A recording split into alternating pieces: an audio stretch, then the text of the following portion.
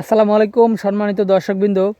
আজকে আপনাদেরকে যে ঘাসটি দেখাচ্ছি এটি সেই আমেরিকান 5G অর্থাৎ গুয়াতিমালা হাইব্রিড ঘাস। দর্শক, যেমন প্রোটিন তেমন ভিটামিন এবং সাথে তেমন কিন্তু ক্যালসিয়ামও রয়েছে। দর্শক, এত বেশি ভিটামিন, প্রোটিন, ক্যালসিয়াম, মিনারেল সব উপাদান কিন্তু পর্যাপ্ত পরিমাণে আছে এমন ঘাস কিন্তু বাংলাদেশে খুবই কম। যদিও আপনার ইন্দোনেশিয়ান স্মার্ট নেপিয়ার ঘাসটিতে প্রোটিনটা অনেক বেশি, আর আপনার সে ঘাসে কিন্তু অত বেশি লম্বা হয় না। এই গুয়াতিমালা ঘাসের মতো কিন্তু স্মার্ট নেপিয়ারটি এত বেশি লম্বা হয় না। স্মার্ট নেপিয়ারটি সর্বোচ্চ 5 ফিট হয়ে থাকে, কিন্তু এই গুয়াতিমালা ঘাসটি আপনার 15 ফিট বা 18 ফিট এরকম লম্বা। আমাদের এই জমিতেই কিন্তু 15 থেকে 18 ফিট লম্বা হয়ে গিয়েছে অলরেডি, যেহেতু এগুলো 8 মাস রেখে দেওয়া হয়েছিল কাটিনের জন্য। তো সে কারণেই 15 থেকে 18 ফিট লম্বা হয়ে গিয়েছে।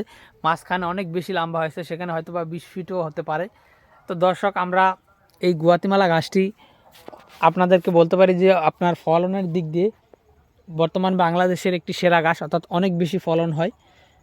তারপর আপনার ভিটামিন, প্রোটিন, ক্যালসিয়াম এগুলো সর্বোচ্চ পরিমাণে রয়েছে, অন্যান্য ঘাসের থেকে অনেক বেশি রয়েছে এই ঘাসে। কিন্তু এই গাছটি আপনার কাটিন জার্মিনেশন সবগুলো হয় না। আপনি যদি 100 কাটিন রোপণ করেন, সেখানে সর্বোচ্চ 60টি কাটিন কিন্তু হতে পারে বা 50টি হতে পারে, এর বেশি কাটিন কিন্তু হবে না। সেটা আপনি যার কাছ থেকেই কাটিন নেন না কেন, তার কারণ হলো এই গাছটি রোপণ করলে আসলে কোন গাছটি যে হয় আর কোনটি যে হয় না সেটা কিন্তু আমরা নিজেরাই জানি না। দেখেন, আমাদের এই জমিতে আমরা লাগিয়েছি, তো আমাদের এখানে যেহেতু আমাদের নিজেদের কাটিন, সে কারণে আমরা একটু কাছাকাছি লাগিয়েছি, একটু বেশি করে কাটিং দিয়েছি।